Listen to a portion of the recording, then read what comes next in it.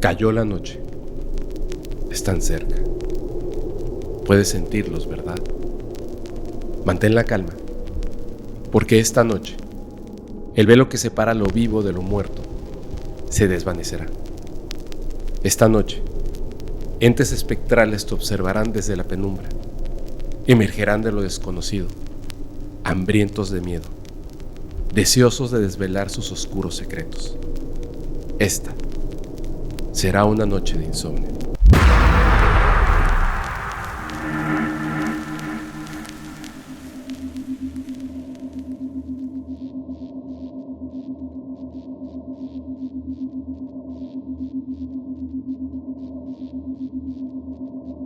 Mi papá fue director del Panteón Municipal de Huauchinango, Puebla. Durante más de 10 años, su responsabilidad era abrir y cerrar el panteón, recibir y entregar los cuerpos en la morgue municipal, verificar que las necropsias se realizaran correctamente por el médico legista.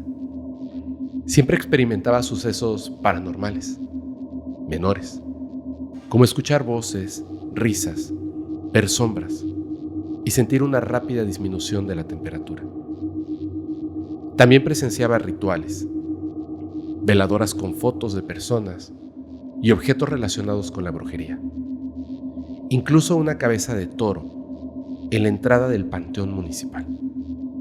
Sin embargo, nunca se había asustado tanto como para dejar ese empleo y solicitarle al ayuntamiento que lo trasladaran a otro departamento. Todo comenzó un domingo. Su horario, el horario que tenía ese día, era de 9 de la mañana a 2 de la tarde. Era un día tranquilo y había pocas personas que visitaban el lugar para llevar flores a sus difuntos. Cerca de la 1 de la tarde, mi papá sintió una brusca disminución de la temperatura. No había nadie en el panteón. Solo escuchaba el sonido del viento, lo cual creaba una sensación de tranquilidad incómoda. Cuando faltaba poco para cerrar el acceso principal, siempre hacían un recorrido por el lugar anunciando que pronto se cerraría y que las personas debían salir para evitar quedar encerradas. Durante su recorrido por la mitad del panteón, una señora, vestida de blanco, se le acercó. Tenía una edad avanzada, alrededor de unos 50 años.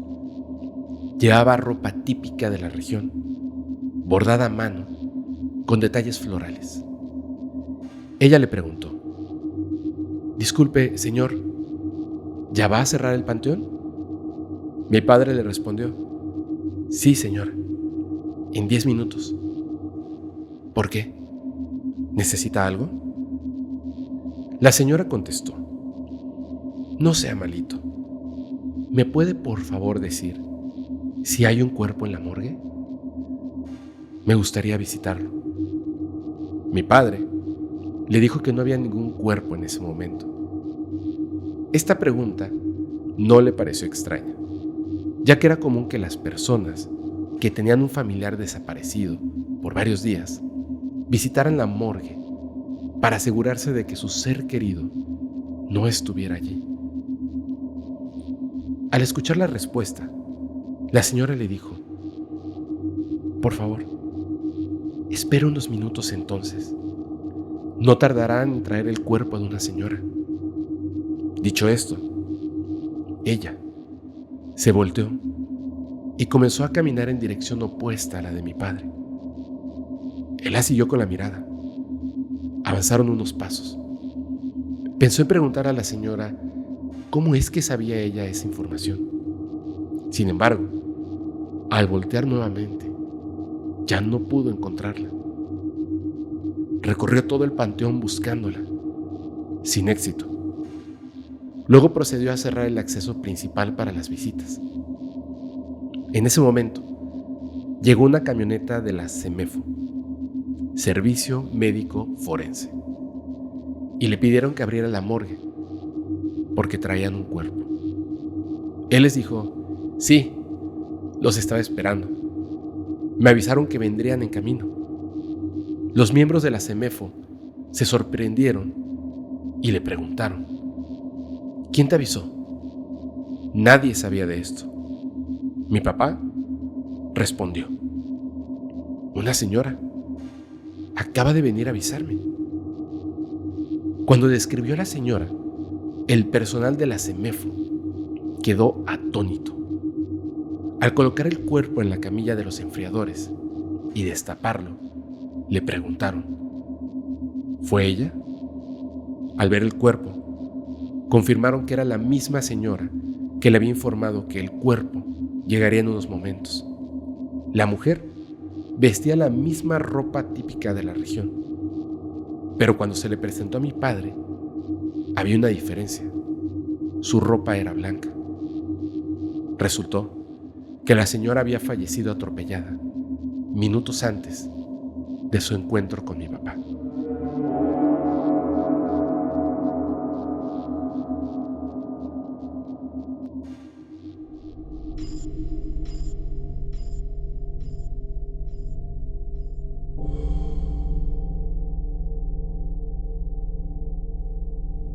Cuando era pequeña, tuve la escalofriante experiencia de ver al famoso charro negro.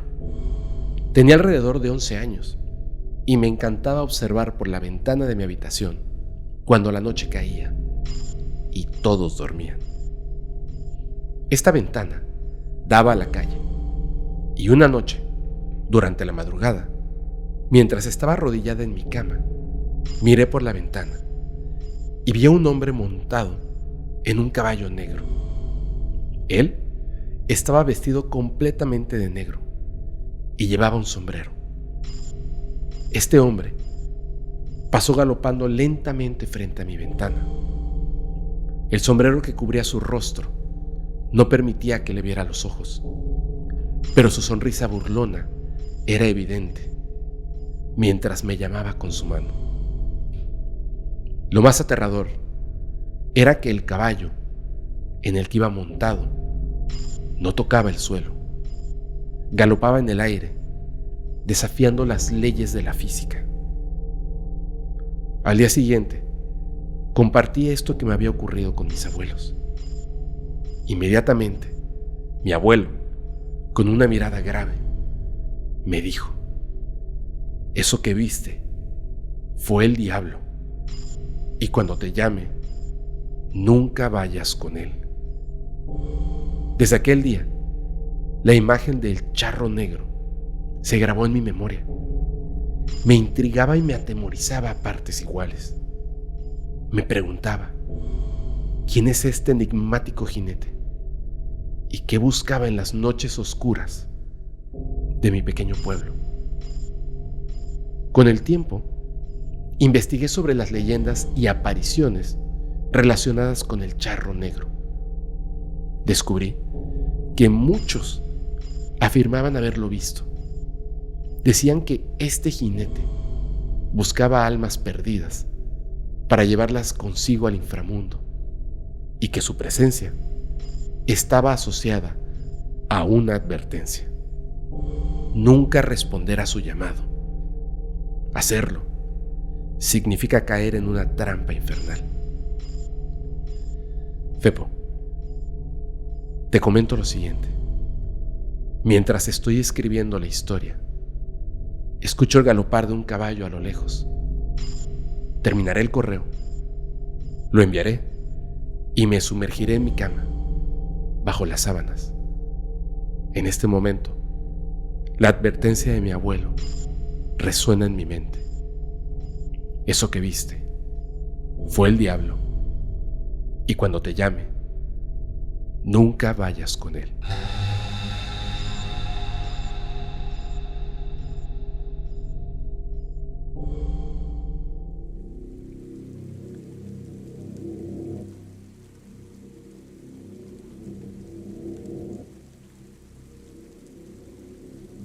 Hola Fepo, soy Daniel Villalba y aquí está mi historia.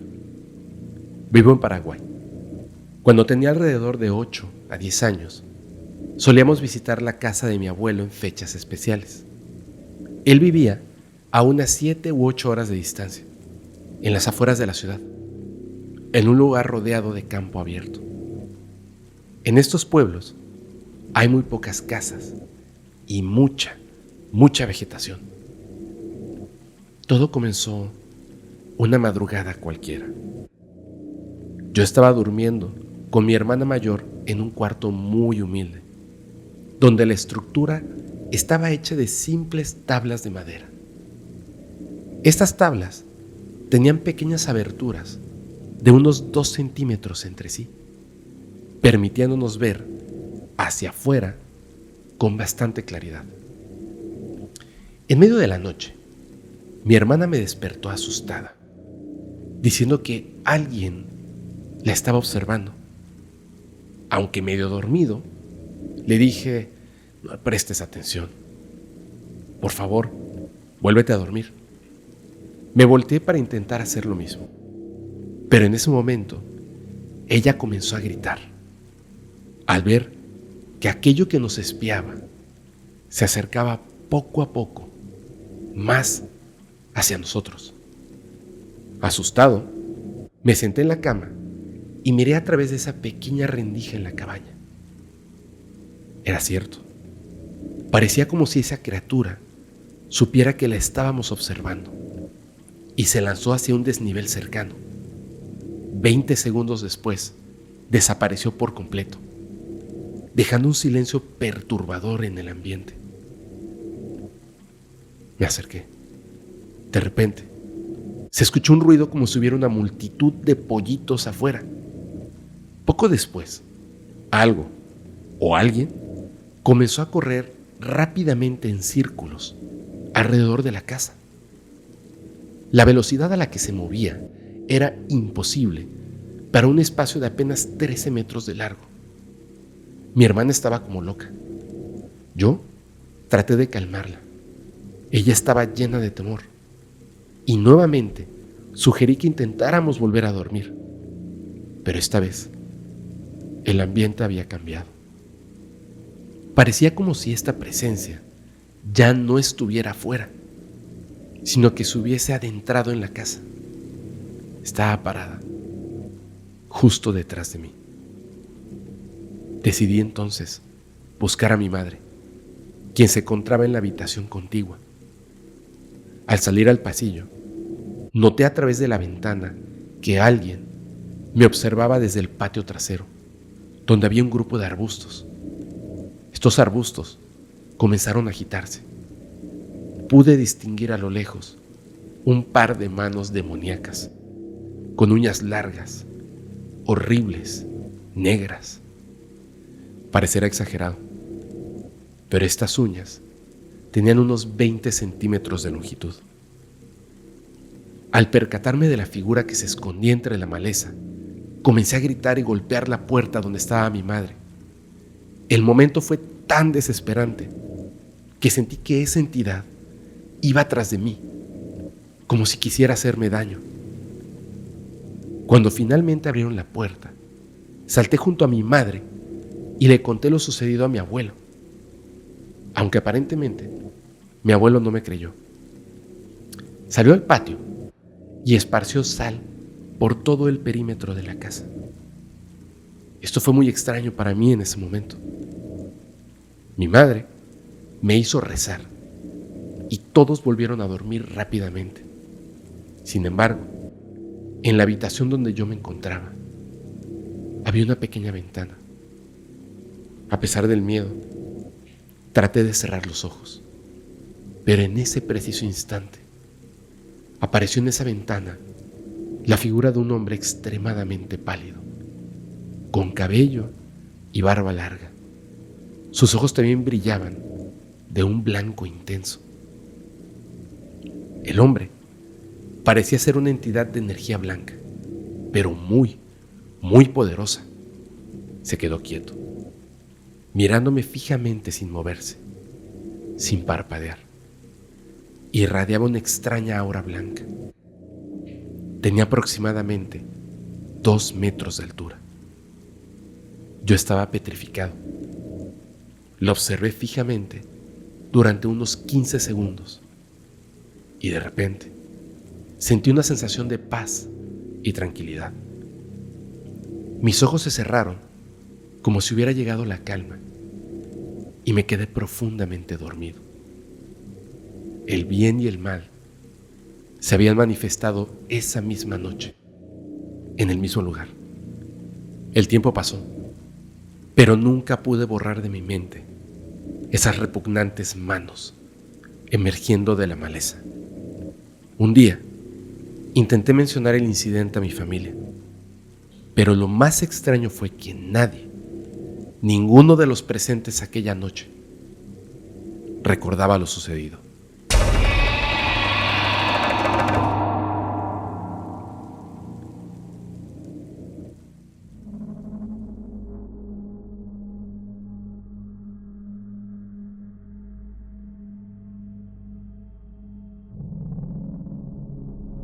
Querido Fepo, me fascinan tus videos y hoy te compartiré una escalofriante anécdota que le sucedió a mi madre cuando vivíamos en Cozumel, en unos departamentos.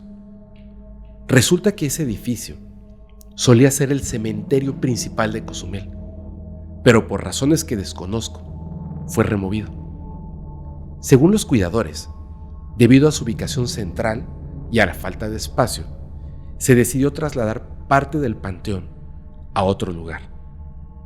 Después de eso, el edificio fue puesto en venta y más tarde fue comprado, donde construyeron unos departamentos llamados Los Portales. A simple vista, parecían comunes y corrientes, pero albergaban oscuros y sobrenaturales secretos. Debido al trabajo de mi padre, como gerente de una cadena de supermercados, hemos tenido que vivir en diferentes ciudades. En aquel momento, nos vimos obligados a residir en Cozumel. Esto fue alrededor del año 2010, sin imaginar que la pesadilla estaba a punto de comenzar. Permíteme describirte el lugar brevemente. El edificio consta de 2 plantas y los pasillos que dan hacia el cementerio están enmarcados por rejas en lugar de paredes.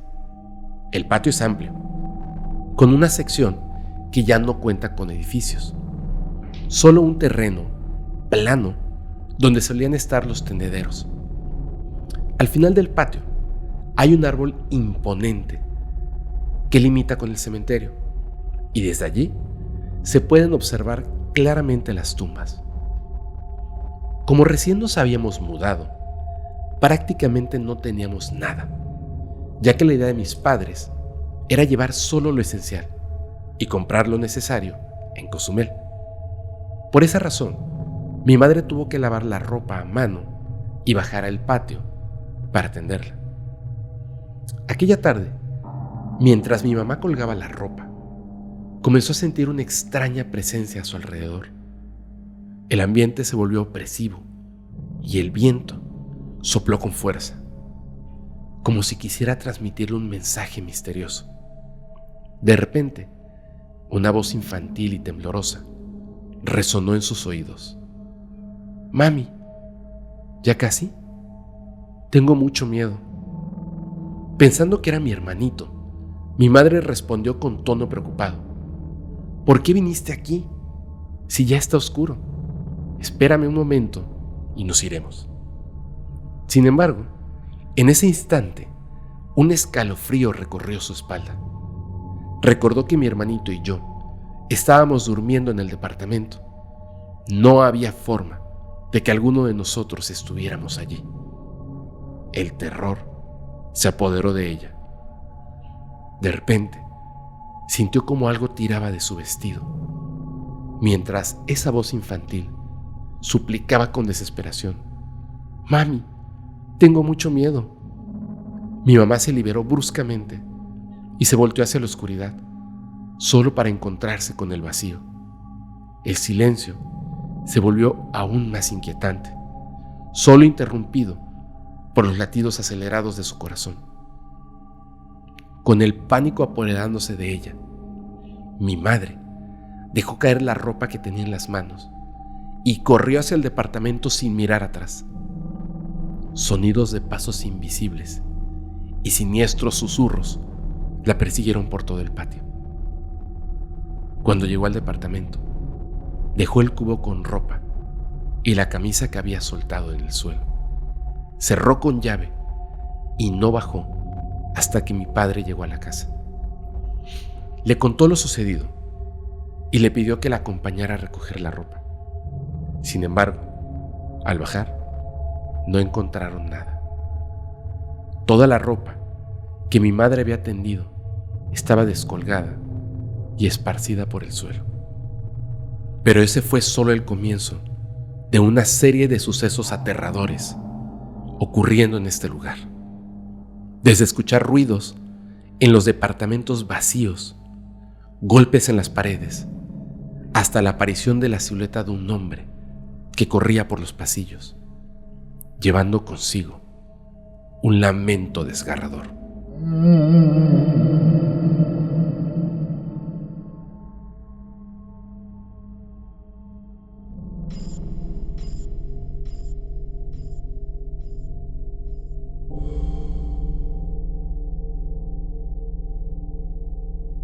Hola Fepo, mi historia comienza así. Permíteme explicarte un poco para que puedas comprender mejor. Corrí el año 2006 y yo estaba embarazada de 7 meses. Vivíamos en la casa de mis suegros, que tenía 2 pisos. Todo el segundo piso era nuestro cuarto. La habitación era más alargada que ancha y al fondo se encontraba el baño. Junto a mi cama había un sillón para 2 personas.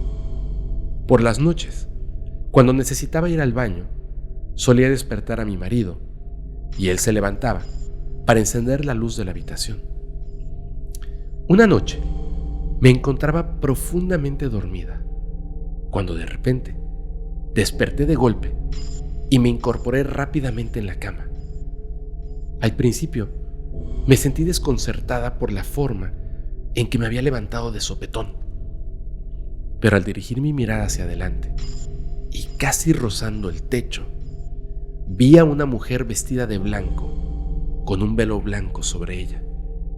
Me estaba observando fijamente y yo hacía lo mismo con ella. Sin pensarlo, golpeé la mano de mi marido y la figura siguió mi movimiento. Luego volví a verla. Al mismo tiempo, mi esposo se levantó de la cama y se acercó a su lado, encendiendo la luz. La mujer siguió con la cabeza y la mirada el movimiento de mi marido. Incluso pasó junto a ella cuando él alcanzó el interruptor de la luz. La mujer me miró nuevamente cuando la luz se encendió y de repente desapareció. Yo salí de mi estado de sorpresa y comencé a contarle a mi marido lo que había visto, pero él me dijo que él no vio ni sintió nada. Bueno, así lo dejamos, pensando que tal vez había sido un sueño. Cuando apagamos la luz y volvimos a acostarnos, intentando dormir, sentí que alguien me observaba, así que abrí nuevamente los ojos. Volteé hacia el sillón y allí estaba sentada la mujer del velo blanco, pero esta vez me miraba fijamente a mí, a mi vientre. Intenté gritar, pero ella se levantó y comenzó a levitar a tan solo 3 centímetros de mi rostro. Levantó el velo, revelando su rostro. Era una calavera que me gritaba en la cara. Todo esto ocurrió en un instante. Intenté gritar de nuevo, pero mi voz no se escuchaba. Entonces apreté fuertemente la mano de mi esposo y sentí que él también apretaba la mía con fuerza, pero ninguno de los dos nos movíamos. Al ver que no podía emitir ningún sonido, cerré la boca y la mujer del velo lentamente se volvió a sentar en el sillón, centrando nuevamente su mirada en mi vientre. En ese momento sentí que no podía moverme, solo podía girar la cabeza y mover ligeramente la mano con la que sujetaba a mi marido. Pasados unos instantes, me di cuenta de que ella ya no se movía. Intenté despertar a mi marido y al abrir la boca para hablarle, ocurrió de nuevo lo mismo. La mujer comenzó a levitar a centímetros de mi rostro, con el velo descubierto y la calavera gritándome. Sus gritos eran tan fuertes que me dolían los oídos. Era un grito aterrador, ensordecedor. Apreté nuevamente la mano de mi marido y él respondió apretando la mía, pero aún así, ninguno de los dos se movía. Cerré la boca y la mujer volvió a sentarse en el sillón, fijando nuevamente su mirada en mi vientre. En mi mente comencé a rezar todo lo que recordaba. No sé cuánto tiempo pasó mientras ella permanecía allí, pero lo único que deseaba era proteger a mi bebé de aquella mujer que nos acechaba. Pasó el tiempo y yo me quedé dormida rezando. Al despertar al día siguiente, inmediatamente desperté a mi marido y le conté lo que había sucedido. Él me dijo que también había escuchado los gritos, pero que no podía moverse en absoluto, como si estuviera paralizado.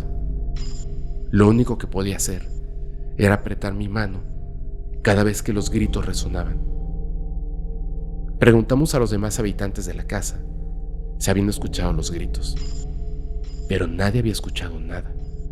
Esa noche, mientras me lavaba los dientes en el baño, miré hacia afuera por la ventana y vi a una niña vestida de blanco, con el cabello largo y negro. Me miraba fijamente.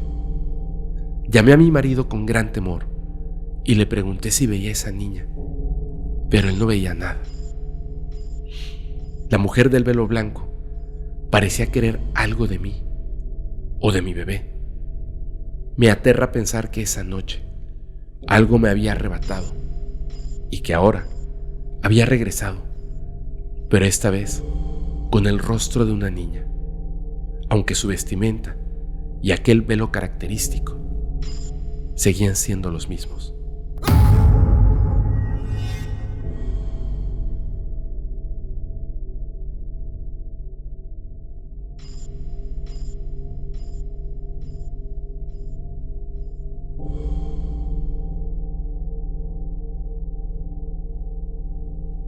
Hola Fepo, es un gusto saludarte y compartir contigo uno de los sucesos que he vivido a lo largo de mi vida.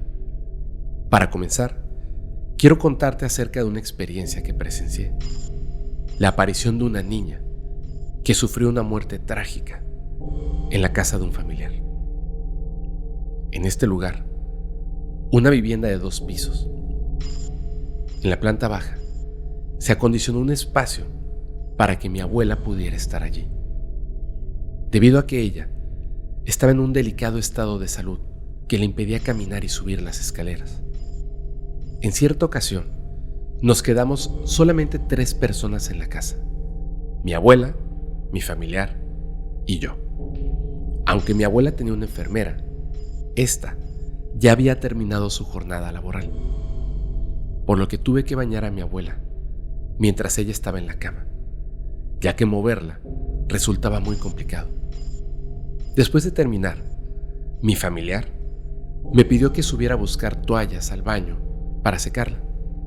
Me resistí a subir, ya que siempre me habían dado miedo los sucesos extraños que ocurrían en esta casa. Sin embargo, después de ser reprendida, subí con enojo, pero también, por supuesto, con temor. Al llegar al rellano de las escaleras, alcancé a ver de reojo a alguien parado en el patio. Podía observar el patio a través de un vidrio. Yo decidí continuar subiendo sin voltear directamente hacia el patio, pero cuando entré al baño a buscar las toallas y me volví hacia la puerta, me encontré con la figura de una niña parada frente a mí. Su rostro estaba desfigurado y portaba una sonrisa inquietante. Estaba vestida con ropa extremadamente sucia, como si estuviera cubierta de tierra. En ese instante, solté un grito y lancé las toallas hacia la niña para luego salir corriendo. Llegué con mi familiar y le relaté lo que acababa de presenciar. Su rostro reflejaba sorpresa, pero al mismo tiempo parecía haber reconocido a la niña. Después de ese día, él se negó a hablar más sobre el tema. Un par de meses después, la enfermera recomendó la visita de una amiga suya que tenía la habilidad de ver y comunicarse con personas fallecidas. Decidieron invitarla a la casa para averiguar qué estaba ocurriendo. La médium pasó casi todo el día en la casa y al día siguiente tuvo una conversación con la enfermera, quien también había experimentado fenómenos aterradores. La médium le reveló la historia de la niña. Resulta que, mientras construían la casa, los albañiles estaban disfrutando de un asado en la planta baja, mientras que la parte de arriba aún no estaba terminada, pero ya había escaleras. En ese momento, la hija de uno de los albañiles subió a jugar. Se asomó por el borde y cayó directamente en el fuego donde estaban preparando la carne. Por eso, cuando la vi, su rostro estaba desfigurado y quemado, y su ropa estaba en ese estado. Todos quedamos impactados al escuchar la macabra historia de esta niña. Sin embargo, hasta el día de hoy, esa niña sigue merodeando por la casa y aparece cuando menos te lo esperas, envuelta en una aura de misterio que nos estremece hasta lo más profundo.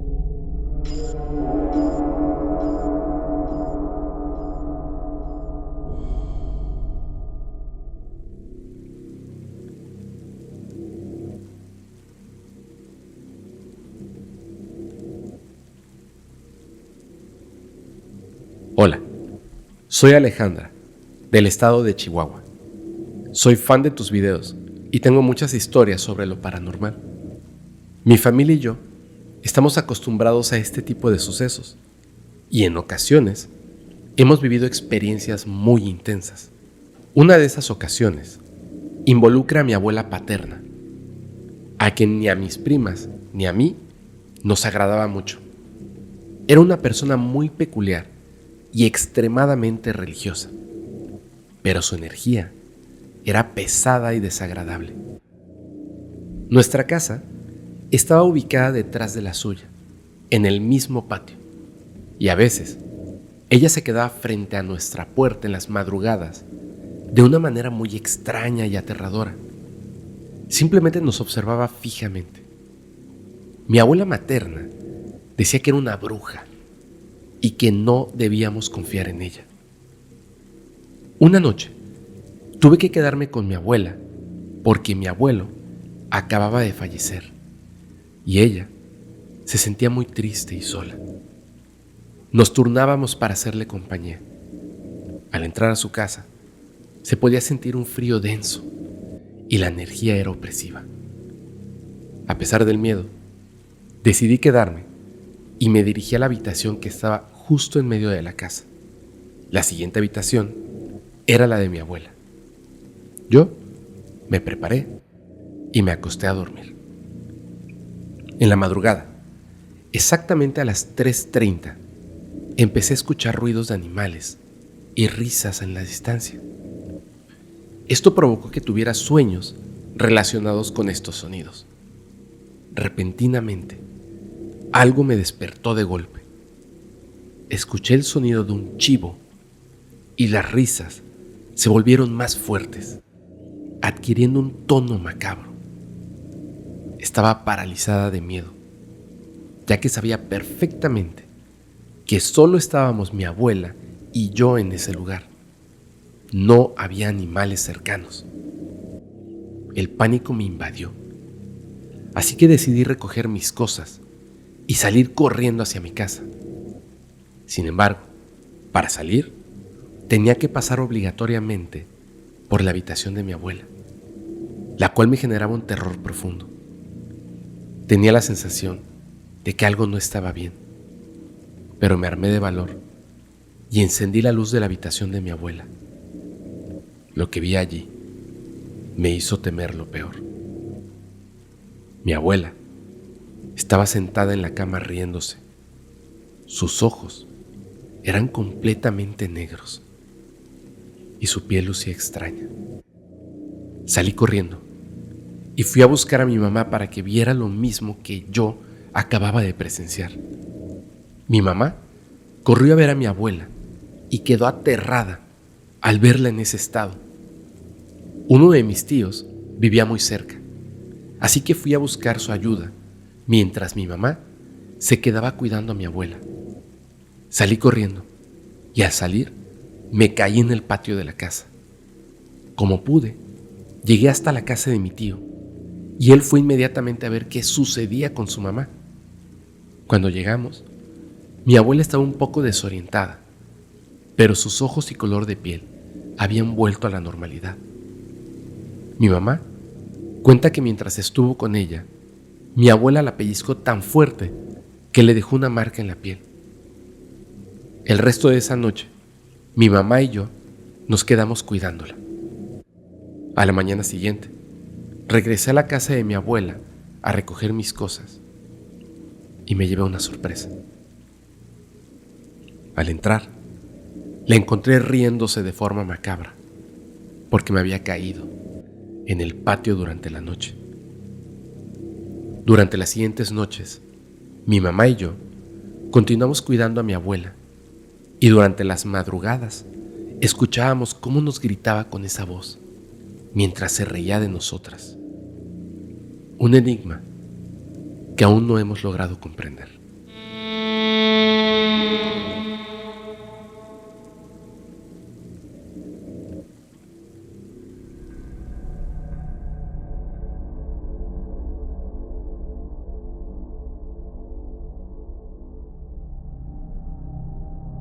Hola Fepo, mi nombre es Jaycee Rubio y soy venezolana. Me complace compartir contigo algunas de las experiencias que he vivido a lo largo de mi vida.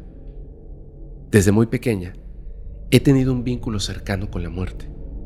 Actualmente trabajo como enfermera especializada en UCI y llevo cerca de 15 años ejerciendo en este campo. Permíteme contarte una historia en particular. Trabajaba en el hospital donde me formé como enfermera. Este lugar era conocido por recibir a muchas personas relacionadas con la delincuencia, debido a su ubicación en una zona muy peligrosa. Durante ese tiempo, solía hacer muchas guardias para poder costear mi posgrado y mis gastos, lo que implicaba pasar largos periodos de tiempo en el hospital sin salir. Este hospital tenía fama de estar plagado de fantasmas, tanto así que incluso ha sido tema de programas especiales de terror. En una semana en particular, ingresaron 2 delincuentes. Uno de ellos, llamado Luis, había sido apuñalado y fue llevado directamente a la unidad de cuidados intensivos. El otro, llamado Pedro, recibió disparos y fue trasladado a la sala de medicina 2. Pedro estaba bajo la custodia de la Guardia Nacional, ya que había intentado asaltar un banco y debía ser juzgado.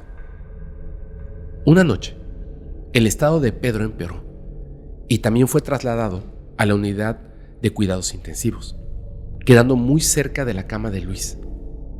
Tanto Luis como Pedro eran consumidores de estupefacientes. Lo sabíamos porque era complicado mantenerlos sedados, especialmente a Luis. La familia de Luis solía solicitarnos muestras de sangre y orina de manera constante, lo cual resultaba bastante extraño. Al principio, accedimos a sus peticiones, pero luego nos dimos cuenta de que no las utilizaban para realizar estudios médicos legítimos, por lo que dejamos de proporcionarles más muestras. Esto causó cierta molestia en ellos, pero nosotros nos mantuvimos firmes. En una noche en particular, Luis empeoró y la familia insistió una vez más en obtener muestras de él. Finalmente, accedimos a sus demandas. conscientes de que el paciente se encontraba en sus últimas horas de vida. Al día siguiente, a las 7:30 de la mañana, Luis sufrió un paro cardíaco. Intentamos reanimarlo sin éxito y decidimos desconectarlo del respirador mecánico debido al daño en sus pulmones. Retiramos todos los cables y el catéter que tenía colocado. Llamamos a un camillero, pero pasaron unos angustiantes 45 minutos hasta que él llegó. Durante ese tiempo, el cuerpo de Luis permaneció en la habitación antes de ser amortajado. Finalmente, el camillero llegó y se llevó el cuerpo a la morgue. Fuera de la unidad de cuidados intensivos, los familiares de Luis estaban inquietos, al igual que los guardias que custodiaban a Pedro. Cuando vieron pasar el cadáver de Luis, uno de los guardias alarmó, pensando que quizá estaban intentando sacar a Pedro del hospital. El guardia solicitó al camillero que llevara el cuerpo a la morgue para verificar su identidad, mientras uno de los guardias esperaba fuera de la unidad de cuidados intensivos. El otro se adentró en el edificio de la morgue. Una vez dentro, ambos notaron que la sábana que cubría el cuerpo se movía. Ambos se asustaron y al levantar la sábana, descubrieron a Luis despierto y respirando por su cuenta.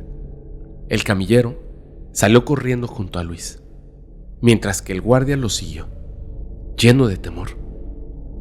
Regresaron a la unidad de cuidados intensivos con el supuesto cadáver de Luis. Los médicos estaban perplejos y no pueden explicar cómo Luis había vuelto a la vida. Antes de enviar a Luis a la morgue, los médicos le habían realizado un electrocardiograma para confirmar su fallecimiento. La familia de Luis se alegró enormemente. Afirmaban que sabían que él no podía partir sin despedirse de uno de sus hermanos, quien estaba por llegar desde otro país. Y así fue. Después de ese encuentro, Luis vivió 2 semanas más. Tuvo la oportunidad de despedirse de su hermano y luego falleció definitivamente. Antes de llevar su cuerpo a la morgue, lo mantuvimos en la unidad de cuidados intensivos durante 2 horas, por si acaso Luis volvía a despertar. Sin embargo, esta vez no hubo ninguna señal de vida y su muerte fue confirmada.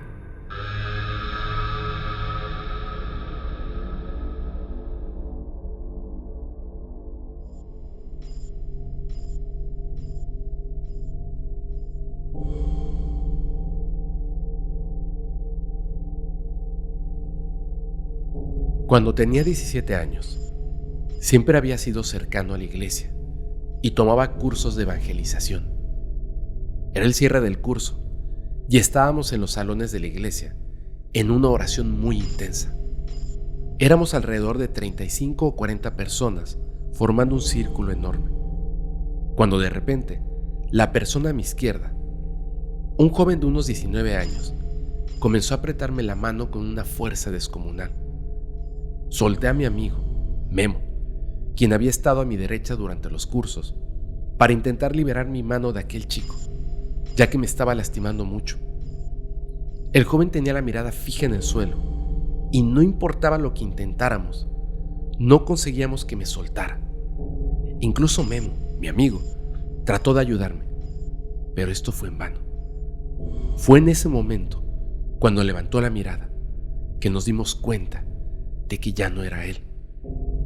Empezó a hablar en un lenguaje extraño, con una voz demoníaca, y apretó aún más mi mano. La oración se detuvo, y una señora de unos 60 años, que era parte del grupo, se acercó y comenzó una confrontación verbal con él.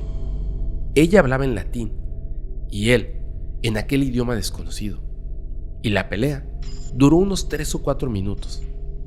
Yo estaba a un lado, inclinado por el dolor en mi mano, hasta que la señora empezó a ganar la batalla, por así decirlo, ya que el joven bajó el tono y comenzó a aflojar su agarre sobre mi mano.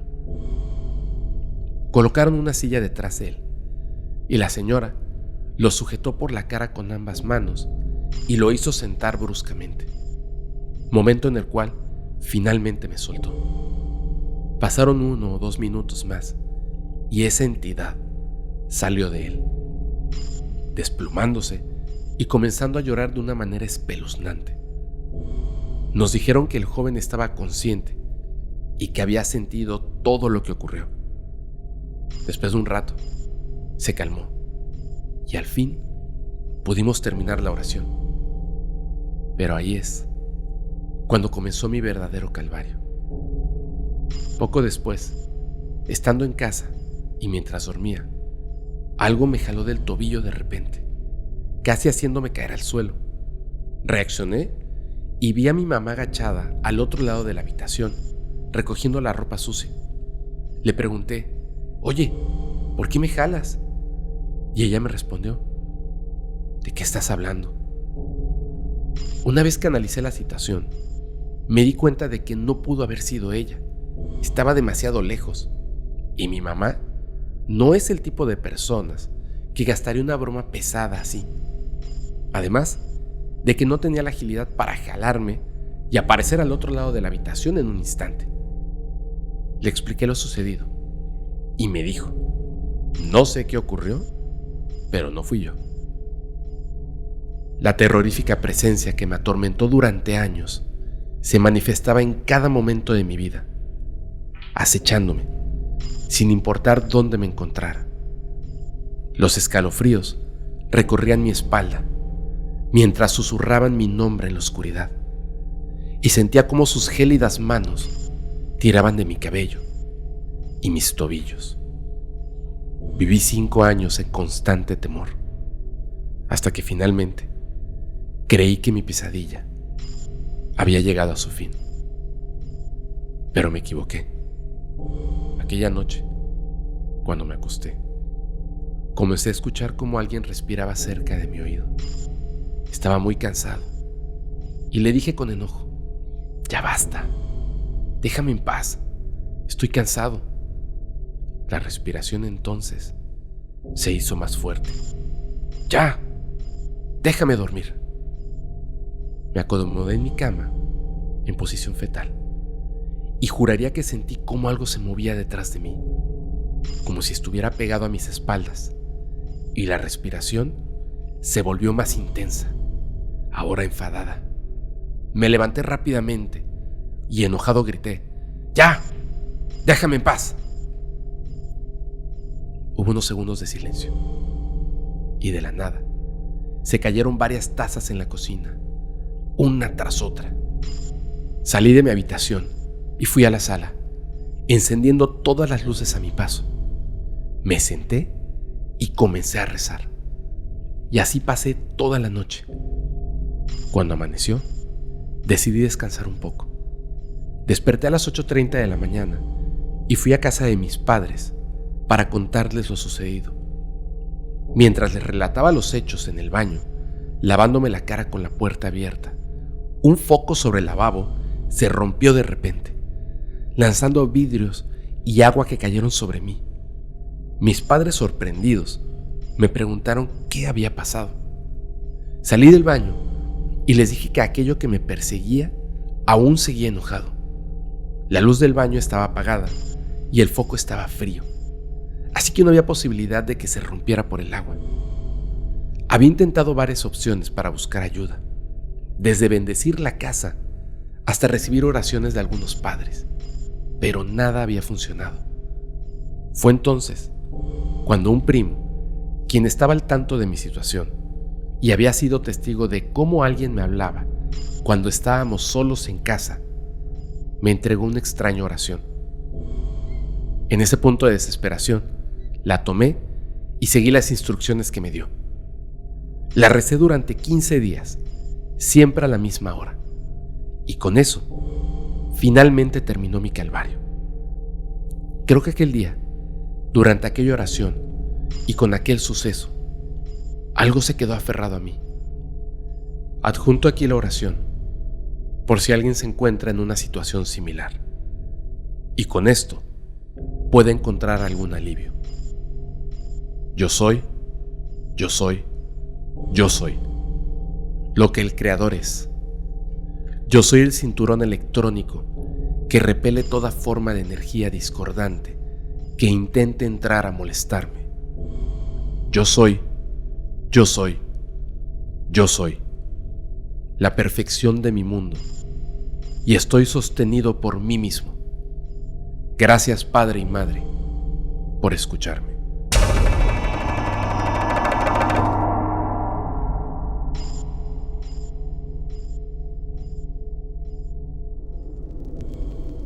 ¿Qué secretos ocultan estos entes? ¿Cuál es su propósito final?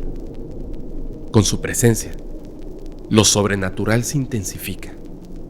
Generan una atmósfera de pánico y desesperación.